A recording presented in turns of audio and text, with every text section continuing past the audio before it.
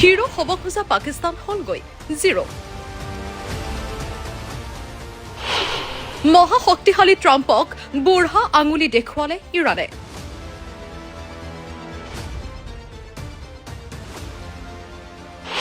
আমেৰিকাৰ এটা চৰ্তও নামানিলে ইৰাণে।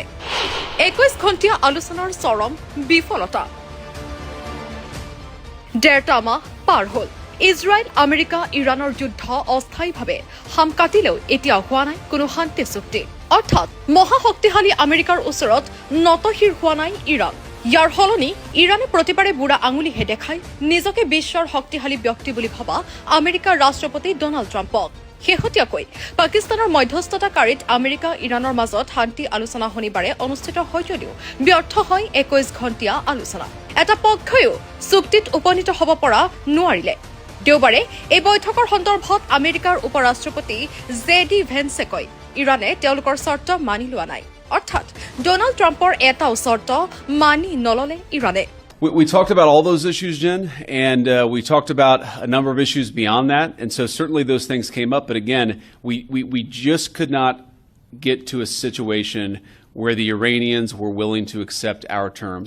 I think that we were quite flexible, we were quite accommodating. The president told us, you need to come here in good faith and make your best effort to get a deal. We did that, and unfortunately, we weren't able to make any headway. Preston. লগতে আমেৰিকাৰ উপ ৰাষ্ট্ৰপতিগৰাকীয়ে কয় পৰমাণু অস্ত্ৰ তথা পৰমাণু কাৰ্যসূচীৰ পৰা আঁতৰি নাহে Iran. Well, I won't go into all the details because I don't want to negotiate in public after we negotiated for 21 hours in private. But the simple fact is that we need to see an affirmative commitment that they will not seek a nuclear weapon and they will not seek the tools that would enable them to quickly achieve a nuclear weapon. That is the core goal of the President of the United States, and that's what we've tried to achieve through these negotiations. Again, their nuclear program, such as it is, the enrichment facilities that they had before, they've been destroyed. But the simple question is, do we see a fundamental commitment of will for the Iranians not to develop a nuclear weapon, not just now, not just 2 years from now, but for the long term? We haven't seen that yet. We hope that we will. America ইৰাণৰ শান্তি আলোচনা ব্যৰ্থ হোৱাৰ চীনক কঠোৰ সকিয়নি Donald ট্ৰাম্পৰ। চীনে যদি ইৰাণক অস্ত্ৰ যোগান ধৰিছে চীন ডাঙৰ সমস্যাত পৰিব।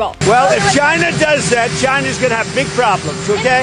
ইফালে আমেৰিকা ইৰাণৰ শান্তি আলোচনা বিফল হোৱাৰ পাছতে ইৰাণৰ ঘোষণা আত্মসমৰ্পণ শান্তি আলোচনাৰ চৰ্ত হ'ব নোৱাৰে।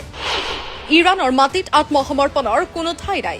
লগতে ইৰাণে কয় ইৰাণৰ প্ৰতিজন নাগৰিক আৰু যোদ্ধা দেশৰ সন্মানৰ বাবে যুঁজিবলৈ সাজু।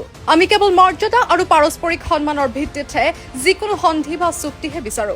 উল্লেখ্য যে প্ৰায় 6 সপ্তাহৰ যুদ্ধৰ অন্তত মঙলবাৰে ট্ৰাম্পে ইৰাণৰ সৈতে দুসপ্তাহৰ বাবে যুদ্ধ বিৰতিৰ ঘোষণা কৰে। ইয়াৰ পিছত দুয়ো পক্ষই পাকিস্তানত আলোচনাত মিলিত হৈ সংঘাত সমাধানৰ বাবে সন্মতি প্ৰকাশ কৰে। ইৰাণ আৰু আমেৰিকাৰ দাবী পাকিস্তানৰ মধ্যস্থতাতহে যুদ্ধ বিৰতি সম্ভৱ হৈছে। মুখামুখি আলোচনাৰ বাবে শনিবাৰে ইছলামাবাদত উপস্থিত হয় আমেৰিকাৰ উপ ৰাষ্ট্ৰপতি জে.ডি. ভেন্সকে ধৰি আমেৰিকাৰ প্ৰতিনিধি।